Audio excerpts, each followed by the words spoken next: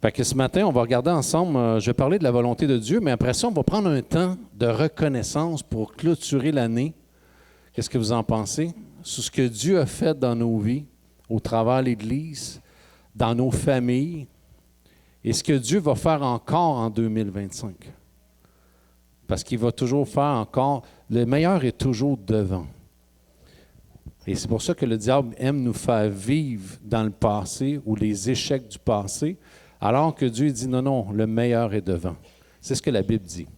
Fait qu'on va demander à Dieu qui nous dirige. Seigneur, ce matin, par le Saint-Esprit, aide-moi, Saint-Esprit, à communiquer cette parole qui est esprit et vie. J'ai besoin de toi. On a besoin de toi pour l'entendre et la comprendre aussi, Seigneur, ce matin. On te prie de déverser abondamment dans chacun des cœurs ici maintenant. On a besoin de toi. Règne dans nos cœurs. Que ta parole soit élevée plus que tout dans nos cœurs. On a besoin de toi. Je te demande cette onction ce matin, autant dans la parole prêchée que dans l'écoute, pour la gloire de ton nom, Jésus. Amen. OK, fait que ce matin, je vais parler de la volonté de Dieu. Je vais parler de la volonté de Dieu parce que dans la Bible, dans le Nouveau Testament, je vais parler brièvement de ça pour vous montrer à quel point c'est important d'être attaché à la parole de Dieu pour connaître sa volonté et y marcher dans sa volonté. Il y a deux mots dans le Nouveau Testament qui parlent de la volonté de Dieu. Quand vous voyez le mot, la volonté de Dieu, il y a deux mots différents. Il y a un mot, le premier mot pour la volonté de Dieu, ça parle de la volonté de Dieu, une volonté de Dieu qui est fixe, qui ne changera pas, qui n'a pas besoin d'un vote, qui n'a pas besoin d'une approbation d'un homme, mais c'est Dieu qui dit, exemple, je vous donne un exemple, c'est quand Jésus a dit, ça dit que Jésus revient. Il n'y a pas besoin de notre approbation. Ça, c'est la volonté de Dieu qui va se faire. Que tu y crois ou non, on n'a pas besoin de ton opinion. Ça va se passer quand même, parce que c'est la volonté de Dieu. Jésus va revenir. Ça, on voit ça dans le Nouveau Testament. Mais il y a un autre mot aussi qui parle de la volonté de Dieu, et ça, c'est très différent, et c'est ce mot-là que je veux attirer votre attention aujourd'hui. Pourquoi? Parce que ça l'implique, la volonté de l'homme. Ça l'implique l'homme à ce qu'il réponde au cœur même de Dieu. Et cette volonté-là, le mot parle vraiment des désirs. C'est un désir profond dans le cœur de Dieu. Une passion. C'est quelque chose à ce que Dieu aspire voir dans nos vies se produire. Parce que Dieu a une volonté aussi par rapport à, exemple, je prends l'exemple de Christian, va travailler à mon champ. C'est la volonté de Dieu. C'est une volonté, mais si Christian n'avait pas répondu, Bruno n'avait pas répondu, il n'y aurait personne. Bien, oui, il y a d'autres gens dans le champ, mais par rapport spécifiquement dans ce temps où ce que Dieu parlait à leur cœur, Dieu les invitait à se joindre à sa volonté. Et c'est pour ça que Dieu veut, dans nos vies, qu'on se joigne à sa volonté, qu'on apprenne à connaître sa volonté pour y marcher dedans. Je peux connaître beaucoup de choses sur Dieu, mais ne pas connaître sa volonté spécifique pour ma vie. C'est deux choses différentes. Je peux apprendre, j'ai peut-être beaucoup de connaissances sur la personne de Dieu, mais je ne connais pas la volonté de Dieu. Et en plus, je ne sais pas y marcher dedans. Et Dieu dit, c'est ça que je veux. Et c'est ça qui est ma passion. Et quand vous voyez la volonté de Dieu, et c'est pour ça, même la preuve, c'est que Jésus lui-même, quand les disciples ont dit, enseigne-nous comment prier. Et on se rappelle que ton règne vienne, que ta volonté soit faite où? Sur la terre comme au ciel. Dieu aspire à ça. Mais il sait il utilise l'homme pour ça. Il va utiliser l'homme et la femme pour les gens qui aspirent au même désir que lui. Et c'est pour ça, ce matin, c'est un cri du cœur de papa de se joindre davantage à sa volonté. Pourquoi? Parce que des âmes vont être sauvées, des disciples vont être formés. La parole de Dieu va prospérer dans le cœur des gens. Des couples vont être restaurés. Qu'est-ce qui fait que les couples, ça ne fonctionne pas ou que ça va être mal souvent? C'est parce que la parole de Dieu, on ne connaît pas la volonté de Dieu pour le couple et on ne sait pas y marcher dedans. On peut avoir beaucoup de connaissances sur Dieu, mais je ne connais pas la volonté de Dieu spécifique dans mon couple. Comment appliquer la volonté de Dieu dans mon couple? Et c'est pour ça que ça implique la volonté de l'homme. Ça parle de Dieu, il dit, je parle d'un partenariat avec toi.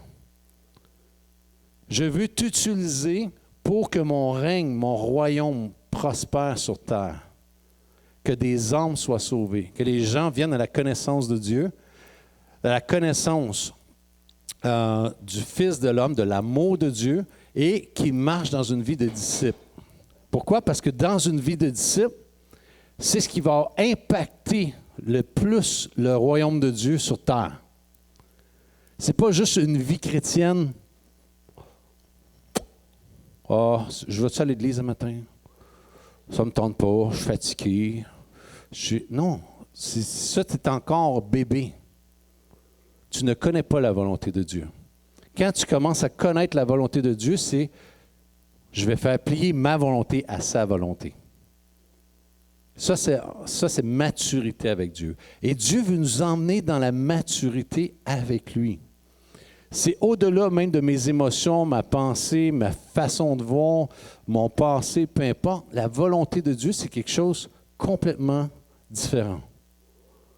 Dieu m'appelle, et pour marcher dans sa volonté, Dieu m'appelle à marcher par l'Esprit de Dieu. Pourquoi? Parce que c'est impossible. Jean 6, 38, ça nous dit ceci. Jésus dit, je ne suis pas venu faire ma volonté, mais la volonté de celui qui m'a envoyé. J'ai une question pour vous ce matin. Qui vous a envoyé sur terre?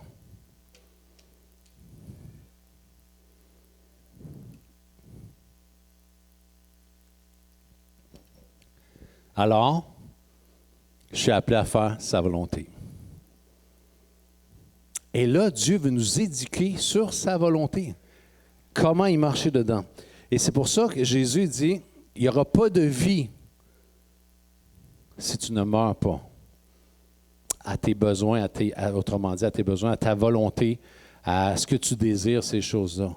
C'est quand il y a une aspiration, et c'est ça que le cœur de Dieu dit, c'est quand mes enfants commencent à aspirer à ce que j'aspire, moi, vont se réaliser sur terre.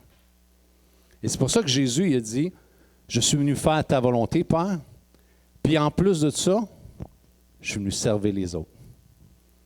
Tu sais, souvent, les gens se demandent tout le temps, hey, c'est quoi mon ministère? À toutes les fois, je vois ça, les gens, hey, c'est quoi mon ministère? C'est-tu la musique? C'est-tu les réseaux sociaux? C'est-tu un lanceur d'alerte? C'est-tu... Non. Ton premier ministère, c'est de plaire à Dieu. First. Quand tu connais ta position en Jésus, Éphésiens 2,6, ça dit que tu es déjà assis dans les lieux célestes. Tu es un fils de Dieu. Maintenant, dans ta marche, Dieu dit, je t'appelle maintenant à marcher et à me plaire. Et ensuite, ça les autres. C'est le ministère numéro 1 que Jésus a eu sur terre. De venir pour les intérêts du Père, ça veut dire il a plu à Dieu parce qu'il a marché dans ce que Dieu avait préparé d'avance pour lui. Dieu dit, je t'appelle à marcher là-dedans. Ce que Dieu a préparé d'avance pour toi. Et ce qu'il a préparé pour toi va servir toujours pour les autres. Tout le temps. C'est impossible que Dieu remplisse ton cœur juste pour toi. Comme Christian a dit tantôt, j'ai aimé ça, si Dieu déverse, c'est toujours pour les autres. Tout le temps. Oui, tu vas être rencontré, mais Dieu dit, si ça reste là, ça va mourir. Parce que ma volonté, c'est que ça se déverse sur les autres. Constamment. Et c'est pour ça que être un disciple, c'est que tu apprends tout simplement à recevoir et à déverser sur les autres. Tu deviens un canal dans la main de Dieu constamment, il y a un déversement qui se fait dans la vie des autres. Et c'est ça qui fait que l'Église grandit. L'Église, quand elle ne grandit pas, c'est quand on commence à garder nos vies et à vivre pour nous-mêmes et à chercher nos intérêts. Mais quand ça prend place, un autre monde prend place. La vie, le sang circule, le sang de Christ circule dans le corps de Christ. Et la vie va être là. Elle va l'être, pas un petit peu, en abondance. C'est ce que la Bible dit. Fait que, Éphésiens 5,17, ça dit, c'est vraiment intéressant, ça dit, comprenez la volonté du Seigneur. Ça veut dire, l'apôtre ici, il dit, comprenez la volonté du Seigneur. Vous lirez le contexte aussi. Il dit, hey, les boys, comprenez c'est quoi la volonté. Je peux comprendre cette volonté, comment au travers les Écritures. De là vient l'importance que la parole de Dieu soit vraiment des intakes, que à chaque jour, la parole de Dieu vienne dans ma vie. Plus que jamais. Et si jamais vous avez négligé la parole de Dieu, ou la négligé dans votre vie, moi je l'ai négligé. J'ai dit, Seigneur, je ne veux plus ça. Pourquoi? Parce que sans la parole de Dieu, c'est impossible de faire l'œuvre de Dieu. Tout vient de sa parole. J'ai juste à rester connecté, on va le voir un petit peu plus tard. Comprenez, Éphésiens 5,10, ça dit, cherchez ce qui plaît au Seigneur. Est-ce que ce qui plaît à moi, à mon horaire, à mes loisirs, à mes intérêts? Non. Est-ce que je peux avoir ces choses-là? Oui. Mais en premier, cherche d'abord le royaume. Et pourquoi? Et c'est ça, Dieu dit, cherche le royaume. J'aime l'exemple aussi, je reviens toujours à Christian, puis Bruno, mais cet exemple-là nous appelle, tu crois, à donner nos vies. Et quand tu donnes ta vie, le Saint-Esprit, quand tu laisses la place au Saint-Esprit, le Saint-Esprit redonne et il y a un flot qui vient constamment dans ta vie. Pourquoi? Parce que dans Matthieu 28, 19, le mandat qu'on a, c'est d'aller, faites de toutes les nations des disciples, et enseignez-leur, regardez tout ce que je vous ai prescrit. Et après, ça dit quoi? Cette promesse-là, elle vient avec quoi? Jusqu'à la fin. Et cette promesse-là, elle est donnée dans un contexte où ce que je pratique, où ce que je mets en application, ce qui a été dit. Parce que tu as besoin du Saint-Esprit pour accomplir ces choses. C'est impossible, c'est surnaturel. C'est pour ça que le flot de l'Esprit vient dans nos vies quand on applique ce que Dieu nous demande de faire. Sinon, ce n'est pas déversé.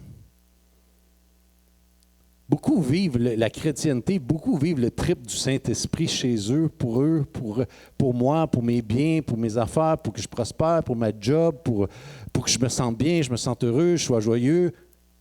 Ce n'est pas le but. C'est toujours pour redonner. Là, tu vas être heureux. Là, tu vas être joyeux. Là, tu vas prospérer. Dieu va donner. Dieu va ouvrir des portes que, même pendant que tu aurais creusé pendant 300 ans, les portes ne seraient jamais ouvertes. Mais Dieu dit, à cause que tu cherches mon royaume, mes intérêts, je vais les ouvrir. Dieu travaille pour vous pendant que tu cherches son royaume. C'est la clé du succès. Dans l'entreprise, là, c'est la clé du succès. Cherche le royaume de Dieu, Dieu va ouvrir le reste. Dieu va s'occuper des choses matérielles. Romains 8,8, ça dit, « Or, ceux qui vivent selon la chair ne peuvent plaire à Dieu. » Ça veut dire que je suis appelé à vivre par l'Esprit pour plaire à Dieu. Ça veut dire, c'est impossible, Romains 8,8, c'est impossible de vivre, si je vis selon la chair, je ne peux pas plaire à Dieu. Qu'est-ce qui fait que je plais à Dieu? C'est toujours par la foi. Pas par mes œuvres. Pas parce que je produis quelque chose dans ma vie. Dieu m'appelle au repos de la foi, mais on va voir à quel point c'est important. Quand Jésus il dit dans Jean 8, 31, 32, « Celui qui demeure en moi », c'est intentionnel. Suivez-moi. C'est intentionnel. Celui qui demeure en moi. Je dois être intentionnel dans ma vie. C'est soit que je demeure en lui, en Jésus, dans sa parole, ou je demeure dans un système qui n'est pas la parole de Dieu, qui est un système de ce monde.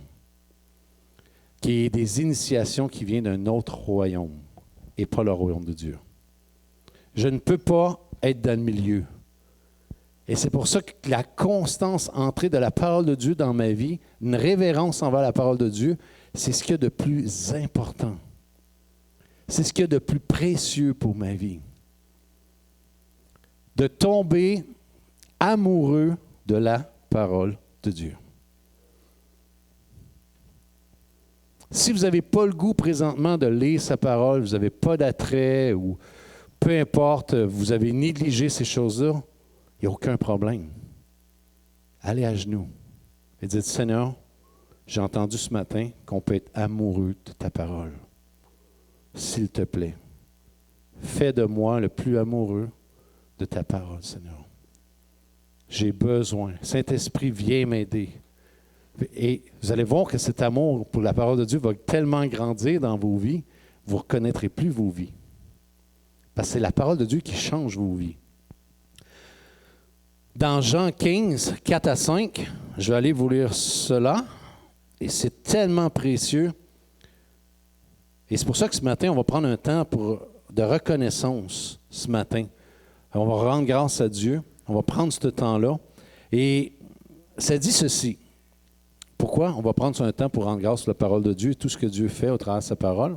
Mais Jean 15, verset 4, ça dit, Jésus a dit ceci. Restez attachés à moi. Comme moi, je reste attaché à vous. Une branche ne peut pas donner de fruits tout seul. Elle doit rester sur la vigne. De la même façon, vous ne pouvez pas donner de fruits si vous ne restez pas attachés à moi. Quel est ma job? De rester attaché à sa parole. Pas essayer de produire quelque chose. Le fruit vient au bout de la branche, de ce que la branche est attachée à l'arbre.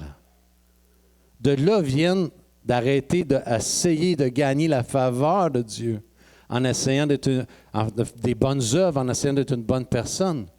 Ce que j'ai à faire, le mandat que Dieu me donne, c'est de rester attaché à sa parole. Je suis la vigne et vous êtes les branches. Si quelqu'un reste attaché à moi, comme je suis attaché à lui, au Père, il donne beaucoup de fruits. En effet, sans moi, vous ne pouvez rien faire. Le rôle qu'on a en tant que croyant, en tant que chrétien, c'est de rester attaché à la parole de Dieu.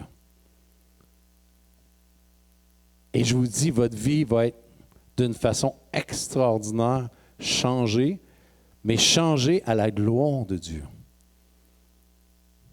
Et vous allez donner gloire à Dieu. De plus en plus, vos vies vont être utilisées à sa gloire, constamment. Pourquoi? Parce que ça va être le produit de la parole de Dieu en vous. Pas de mes propres forces, pas de mes propres efforts. C'est la parole de Dieu en vous. Tu sais, souvent on parle, il faut que je change. Il faut que j'arrête d'être colérique. Il faut que j'arrête. Non. Colle-toi à l'arbre, à la parole de Dieu. Et tu sais quoi? Le fruit de la patience, de la paix, de la bonté va venir dans ta vie. Mais c'est un fruit qui va être produit par la parole de Dieu au travers de ta vie. C'est beaucoup plus relaxant et reposant. Fait que c'est la seule chose, la branche elle-même ne peut pas produire de fruits. On ne peut pas. Il faut que je reste connecté à la parole de Dieu. Savez-vous, moi, souvent je dis aux gens, on parlait de ça récemment, on était à une réunion de prière le mercredi. J'ai dit, savez-vous que à chaque semaine, je prends des versets sur la prière. À chaque semaine. Je suis intentionnel. Pourquoi? Parce que je sais que c'est une activité qui est surnaturelle. Je sais que ce n'est pas naturel à toutes les semaines d'être là à la prière. Je sais que c'est Dieu, c'est la parole de Dieu qui va produire ça en moi. Et c'est ça qui va me donner une vision. Pourquoi? Parce que la prière change les choses.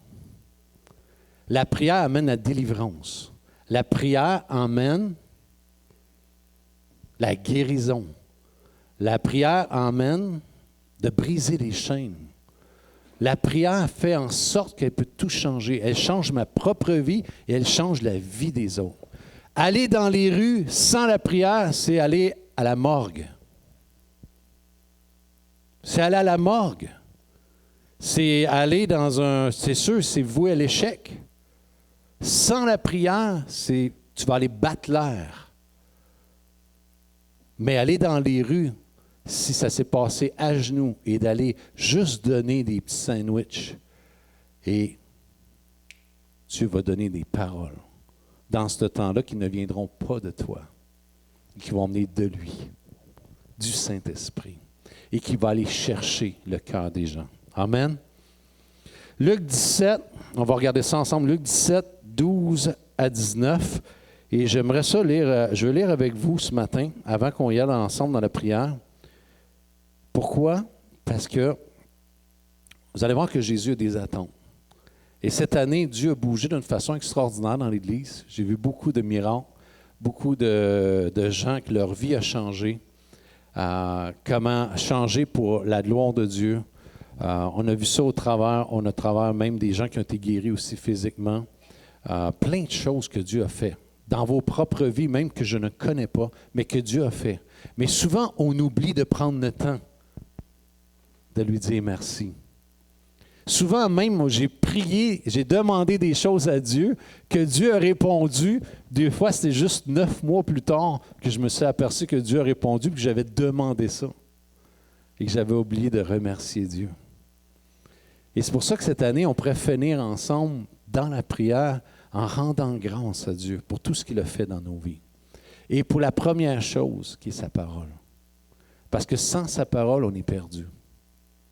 Sans sa parole, on s'en va en tâton dans ce monde. Et on court après la vanité. Alors que Dieu dit, j'ai une volonté. J'ai un projet pour toi. J'ai un ministère pour toi. J'ai une vision pour toi. J'ai une destinée qui est le ciel pour toi. Toute ma vie repose entre ses mains. Toute votre vie repose entre ses mains. C'est d'apprendre à connaître ce que Dieu a pour vous. Et ça dit dans Luc 12, 17, 12, excusez-moi, ça dit, il entrait dans un village quand 10 lépreux vinrent à sa rencontre. Ils se tinrent à distance et se mirent à crier, « Jésus, Maître, aie pitié de nous. » Jésus les vit et leur dit, « Allez vous faire examiner par les prêtres. » Pendant qu'ils y allaient, ils furent guéris. L'un d'entre eux, quand il vit qu'il était guéri, revint sur ses pas en louant Dieu à haute voix. Il se jeta aux pieds de Jésus, le visage contre terre, et le remercia. Cet homme était samaritain. Ce que les Juifs n'aimaient pas. Jésus dit alors, et vous allez voir les attentes que Jésus a. Dieu a des attentes. Tous les 10 ont été guéris, n'est-ce pas? C'est Jésus qui dit ça. Où sont les 9 autres? Ils sont où les 9 autres? Jésus dit. Ils sont où? Personne n'a-t-il pensé à revenir pour remercier Dieu? Sinon cet étranger. Puis Jésus lui dit, « Relève-toi et va, ta foi t'a sauvé. » L'année est vraiment venue sur mon cœur hier. Tout ce que j'ai fait dans l'Église, le 1236, dans ma propre vie, de prendre ce temps-là et de le remercier pour tout ce que Dieu fait, au travers de vos familles, vos enfants, petits-enfants, peu importe. Et aussi en même temps, de commencer déjà à proclamer ce que vous voulez voir venir en 2025. Pas s'apitoyer sur des choses qu'il n'y a rien qui a changé en 2024, mais déjà proclamer ce que vous voulez voir arriver en 2025. C'est ça la foi. La foi change les choses. quand je commence à les proclamer. Pourquoi? Parce que je m'ajuste au cœur de Dieu et je m'aligne avec son cœur pour commencer à proclamer des choses dans la vie de mes enfants, dans la vie de mes voisins, de mon patron, de ma femme, de mon mari, de peu importe, pour voir la gloire de Dieu. Fait que, ayons des cœurs reconnaissants ce matin. Hébreux 12, 28 aussi, ça dit ceci, dans Hébreux 12, 28.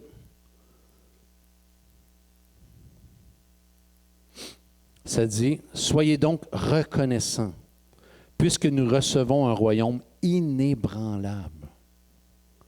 Manifestons cette reconnaissance en servant Dieu, d'une manière qui lui soit agréable, avec respect et crainte. » Le cœur de Dieu, c'est ça, on reçoit ce royaume inébranlable qui est la parole de Dieu dans nos vies.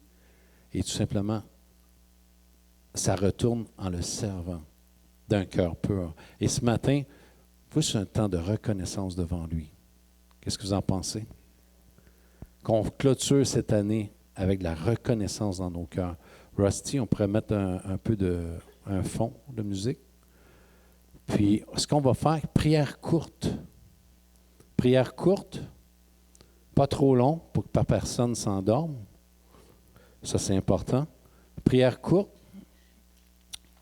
Donner gloire à Dieu ce matin. Puis en même temps, tout simplement, et peut-être proclamer, si vous voulez proclamer des choses pour 2025, vous voulez voir, c'est le temps, mais un temps de reconnaissance surtout. Parce que Dieu a tellement fait de belles choses en 2024. Amen?